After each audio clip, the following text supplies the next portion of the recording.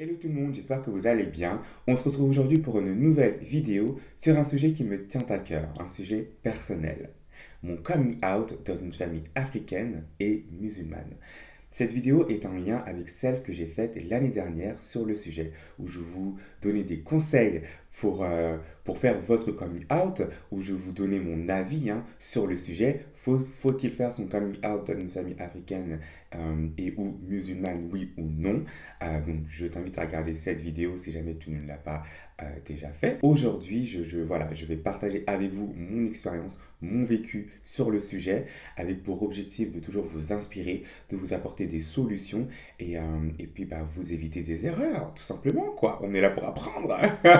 Si tu es nouveau ou nouvelle, bienvenue sur ma chaîne. Moi, c'est Mr. Ali Brown. Voilà, créateur de joie de vivre, le smile, la bonne humeur. On apprend toujours. Voilà, donc si tu souhaites soutenir ma chaîne, si tu souhaites me soutenir, n'hésite pas à t'abonner. N'hésite pas également à me suivre sur Instagram et sur TikTok. C'est toujours le même nom, Mr. Ali Brown. C'est parti, mon témoignage. Faire son coming out dans une famille africaine et musulmane, c'est parti.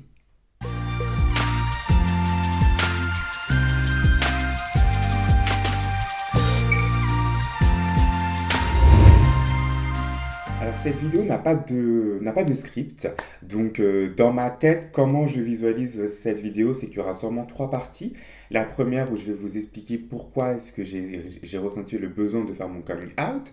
La deuxième partie, je vais vous expliquer, je vais vous raconter l'histoire. Et peut-être une troisième partie où je vais vous expliquer un peu quelle est ma situation aujourd'hui. Voilà, donc c'est parti. Moi, j'ai ressenti le besoin de faire mon coming out parce que j'étais fatigué en fait de me cacher. Je suis une personne qui donne beaucoup de conseils à mon entourage et j'avais tendance à dire, bah, écoute, sois honnête avec les autres. Et pour être honnête avec les autres, il faut que tu sois honnête avec toi-même. Et c'était très très dur de donner ce type de conseils aux gens alors que moi-même, en fait, je ne l'appliquais pas dans ma vie, puisqu'en fait je cachais mon homosexualité, je prétendais être une personne que je n'étais pas, et ça me bouffait de l'intérieur. Ça m'empêchait d'être moi-même, ça m'empêchait de m'exprimer, je me sentais pas légitime dans ma propre vie. Euh, Cacher qui on est tous les jours au quotidien, c'est épuisant. Ça demande une énergie énorme de prétendre qu'on est ce qu'on n'est pas, de, de s'adapter à l'image que les autres ont de nous, c'est épuisant. J'ai vraiment pas d'autres mots si ce n'est que c'est épuisant. J'ai ressenti ce besoin d'être honnête, d'être clair en fait, et d'être moi-même. J'ai ressenti ce besoin de ne plus me mentir et de ne plus me cacher. Donc c'est pour ça que j'ai fait mon coming out. Mon coming out n'est pas venu parce que c'était une obligation. Mon coming out est venu parce que c'était juste la continuité de mon voyage spirituel en fait. C'était juste la continuité dans je veux devenir Mr. Ali Brown, je veux devenir qui je suis, je veux être Ali, je veux vivre en fait et je ne veux plus me cacher. C'est pour ça que je dis souvent que faire son coming out ne doit pas être une obligation. Ce n'est pas une obligation de le faire, c'est un choix personnel. Et j'ai eu la chance, l'opportunité, peut-être même le privilège d'avoir choisi de faire mon coming out. Donc comment s'est passé mon coming out? Donc je me rappelle, c'était lors d'une période où j'étais vraiment pas bien. Dans le passé, j'ai eu beaucoup de hauts et de bas émotionnels. J'avais tendance à être dans des états plus ou moins dépressifs, d'être souvent triste, d'être mélancolique. Et il y a un moment où je n'en pouvais plus. C'est-à-dire que je n'arrivais pas à avancer dans ma vie. J'étais toujours bloqué. J'avais toujours cette peur. J'avais du mal à être moi-même. Je ne me sentais pas légitime dans ma propre peau. Et donc c'était, je me rappelle très, très bien, parce que j'étais en coloc et c'était un soir. Et, euh, et puis là, je me dis, écoute, il faut que je fasse mon coming out en fait. Il fallait que j'en parle, il fallait que ça sorte, il fallait que je dise la chose, en fait, parce que ça me bouffait de l'intérieur. Et donc, je prends mon téléphone et j'appelle ma mère. Donc, je l'appelle et j'ai mis du temps. Là, je vous dis ça comme ça, mais j'ai dû tourner en rond pendant des heures et des heures avant de me dire, il est temps de le faire en fait. Il faut que tu fasses ton coming out. Donc je prends mon téléphone, j'appelle ma mère, le cœur qui bat, paniqué, etc. Elle décroche, on parle des banalités, et puis du coup je lui dis, j'ai un truc à dire. Voilà. Là elle me dit, ouais, quoi, etc. Et donc je lui dis, écoute, je suis gay. À ce moment-là, il y a eu un blanc, genre un blanc. Et elle me dit, mais qu'est-ce que tu dis et tout. Je lui dis, voilà, je suis gay, j'aime les hommes. Euh, j'ai senti en fait que quelque chose se brisait rien qu'en étant au téléphone. Et donc du coup, elle me dit, tu peux pas me faire ça. Ok. Et en fait, elle me fait, bon là, je suis chez une amie, je peux pas en parler, genre là, c'est pas le bon moment. Donc, je te rappelle.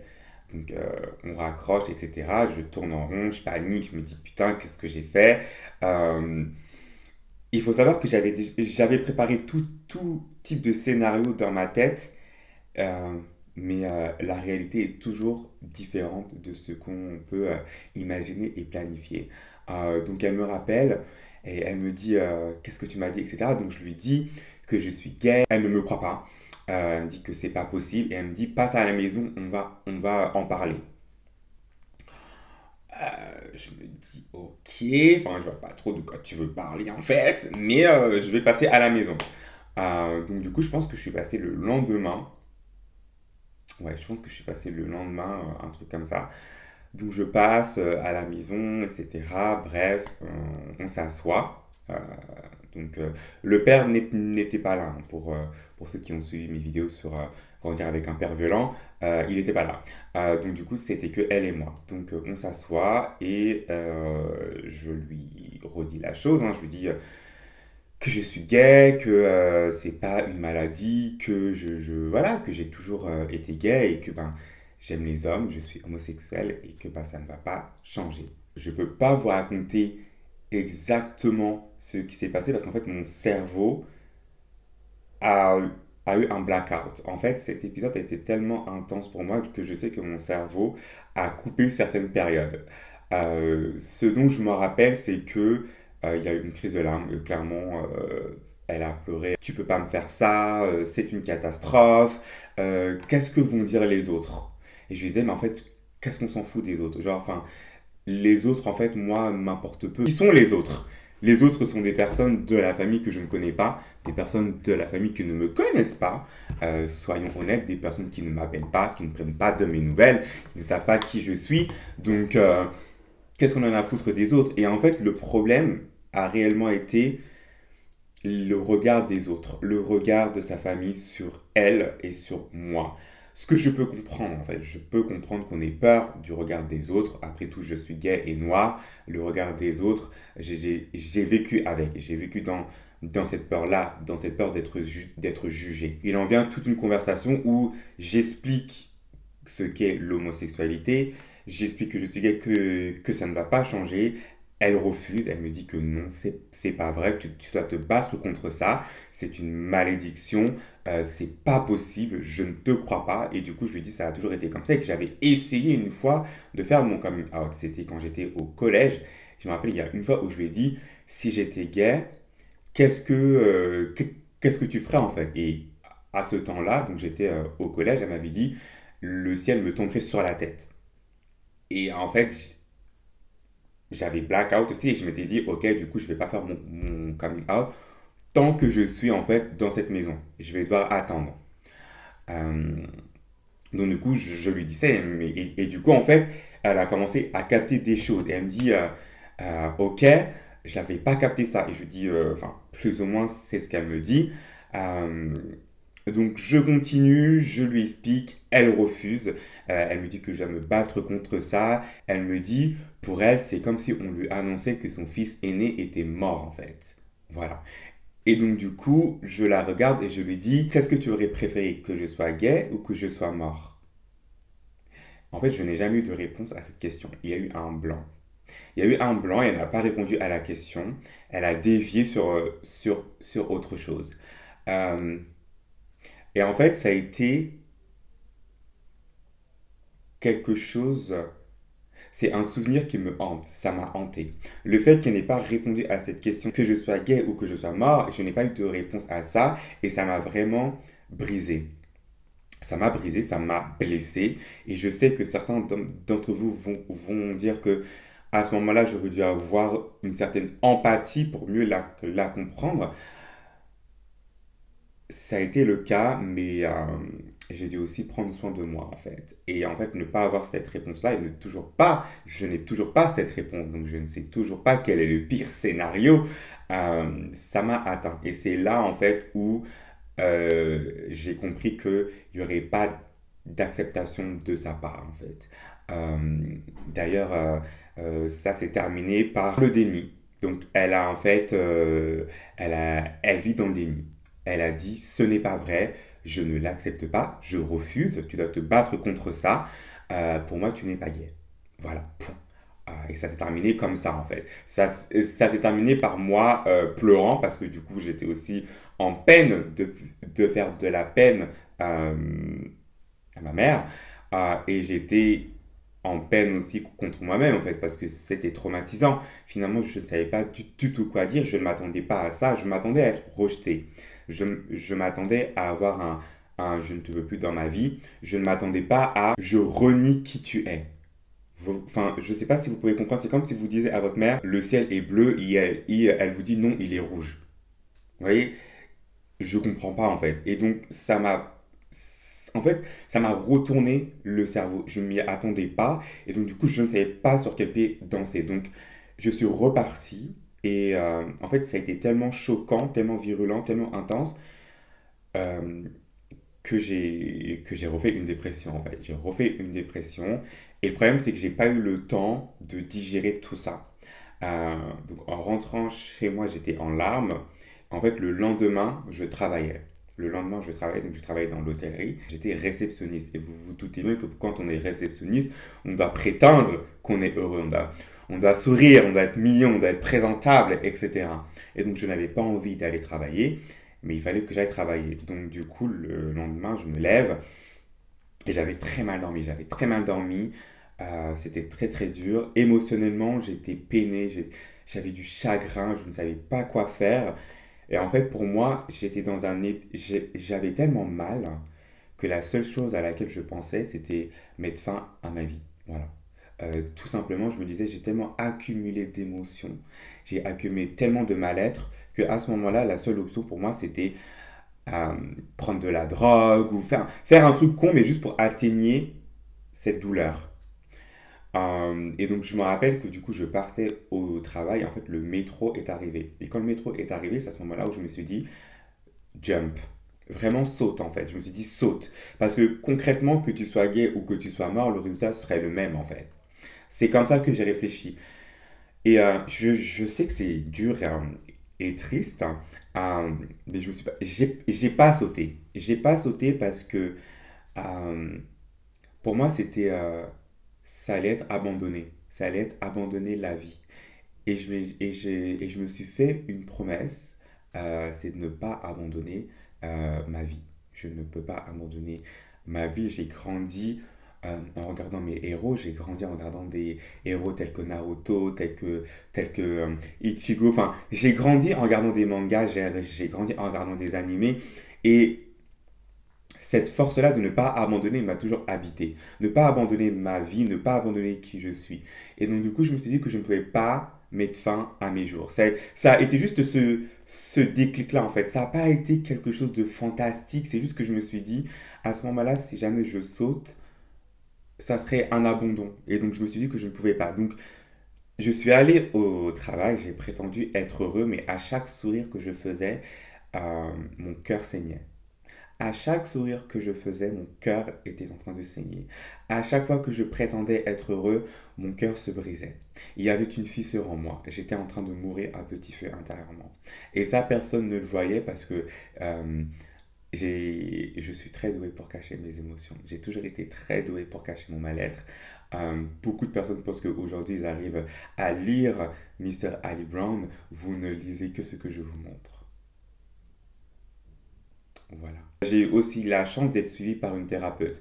C'est-à-dire que bien avant de faire mon coming out, j'étais déjà suivi par une thérapeute parce que j'avais déjà pas mal de choses qui me travaillaient et comme je vous l'ai dit, émotionnellement, ça n'allait pas et psychologiquement, ça n'allait pas non plus. Donc j'étais suivi par une thérapeute et donc suite à mon coming out, je suis allé en thérapie et on a travaillé ensemble et pour vous dire vrai, même ma thérapeute était inquiète parce qu'elle ne m'avait jamais vu comme ça en fait et elle s'est dit ne faites pas quelque chose que vous pourriez regretter. Et je lui ai dit, ne vous inquiétez pas, puisque la chose que j'aurais pu regretter aurait été de me suicider, chose que je n'ai pas fait.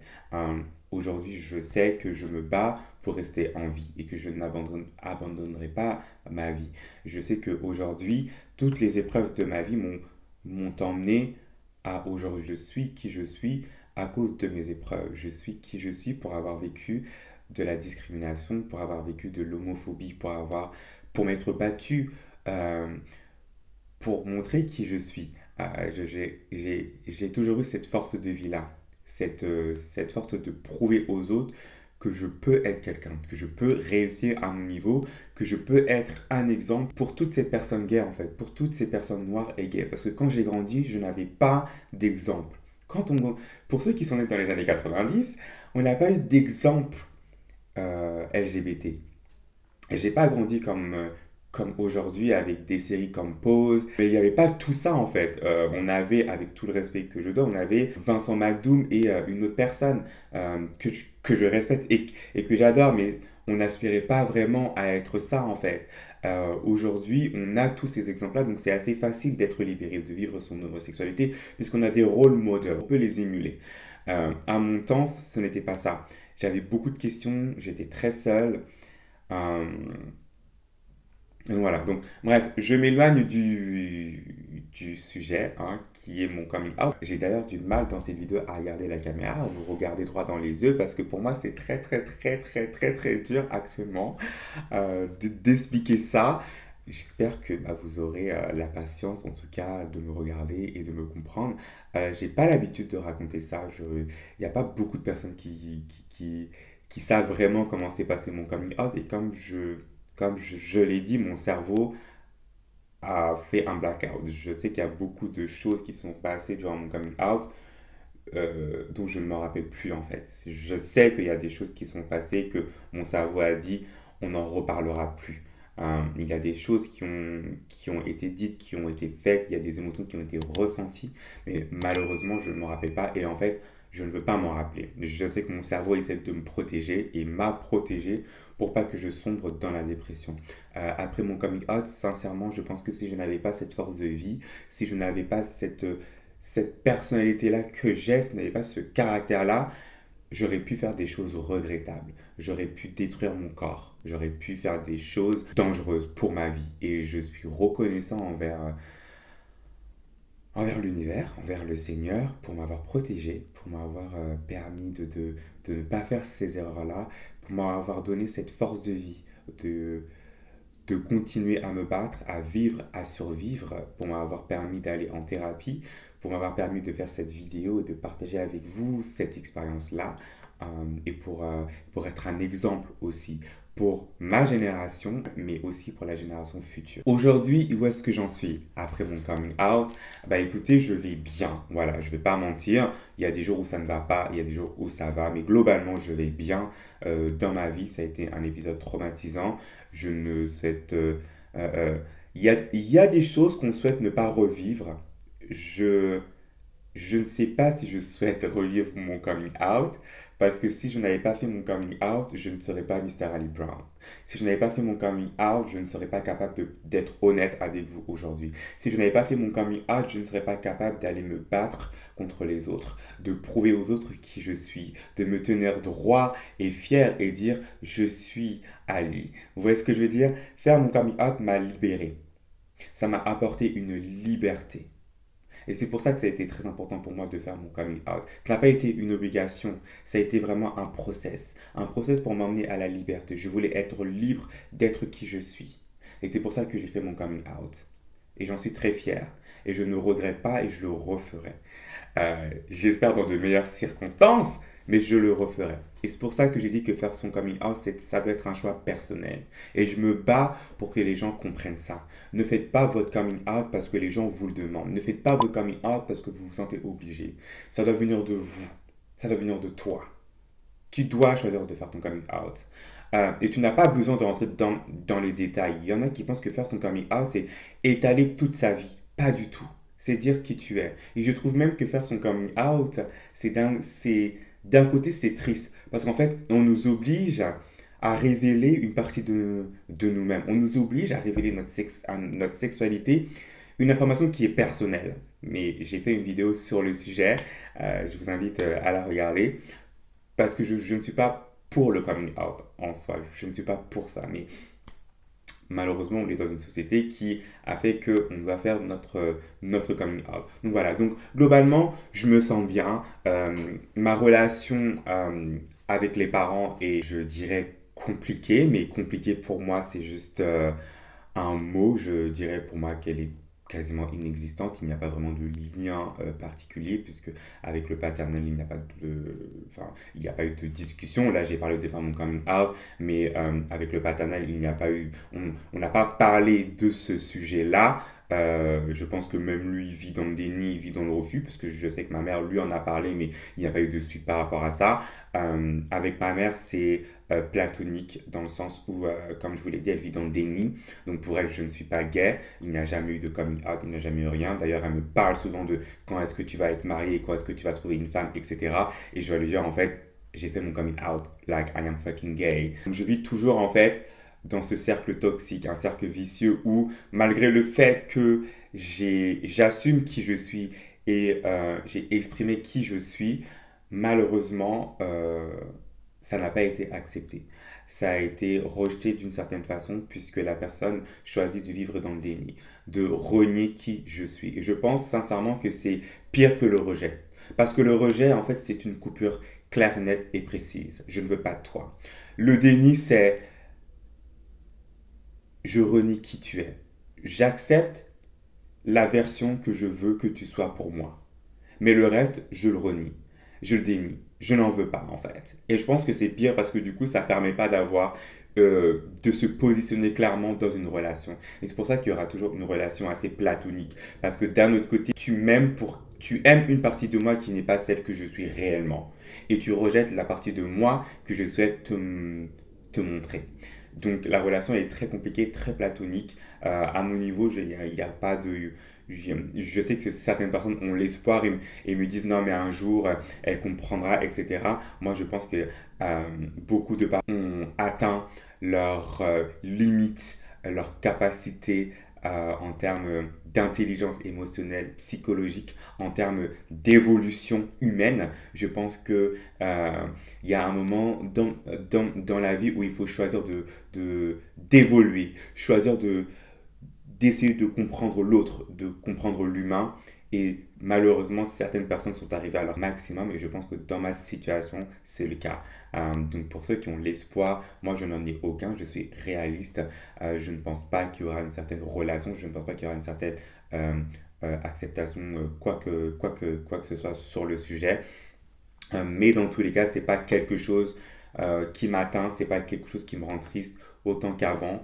Je dirais que j'ai fait la paix avec ça. Le plus important, c'est que je me sente bien, que je me sente à l'aise avec qui je suis et que je vive ma vie comme je l'entends. C'était mon témoignage. J'espère que ça va vous aider. Moi, les conseils, encore une fois, c'est d'attendre avant de faire son coming out et d'être surtout bien entouré. Vous voyez, moi, j'avais une thérapeute et ça m'a beaucoup aidé. J'avais également des amis autour à qui j'ai pu en parler et ça m'a aidé à avoir un soutien émotionnel, un groupe d'amis qui est là pour vous, ça vous aide. Mais surtout, voilà, si vous êtes seul, cherchez de l'aide. Ne faites pas de conneries, n'allez pas vous droguer, n'allez pas détruire votre corps, n'allez pas faire des choses regrettables. Je sais à quel point c'est douloureux de faire son coming out. Je connais le rejet. Je pense qu'il n'y a rien de pire que le rejet maternel. Sincèrement, je pense que ça aussi, c'est une blessure de l'âme avec laquelle on doit vivre. Donc voilà, donc vraiment, Courage à ceux qui ont fait leur coming out et qui sont dans la même situation que moi. Courage à ceux qui veulent le faire. J'ai pas de conseils, j'ai pas de solution. Je pense que chacun doit vivre son expérience comme elle le souhaite. Et voilà, je pense qu'il est bien aussi d'être suivi et de faire le nécessaire pour guérir. J'espère que cette vidéo vous a plu, j'espère que cette vidéo va vous aider. N'hésitez pas à poser toutes vos questions en commentaire, à partager votre propre témoignage. Comment avez-vous vécu votre coming out? Comment ça s'est passé? N'hésitez pas si vous souhaitez qu'on en parle également sur Insta. C'est Mr. Ali Brand. Venez en DM, on peut échanger, on peut faire des lives. Je peux faire une autre vidéo sur le sujet. Voilà, en tout cas, sachez que ça n'a pas été évident pour moi de faire cette vidéo. Donc je vais clairement aller dormir là. Merci beaucoup pour votre soutien. Merci beaucoup pour votre amour aussi et pour votre joie de vivre, que ce soit sur Insta, sur TikTok, sur YouTube. Si aujourd'hui j'ai une communauté, c'est grâce à vous. Donc voilà, je tenais aussi à vous remercier. Et puis on se retrouve très prochainement pour une nouvelle vidéo. Allez, ciao! Prenez soin de vous.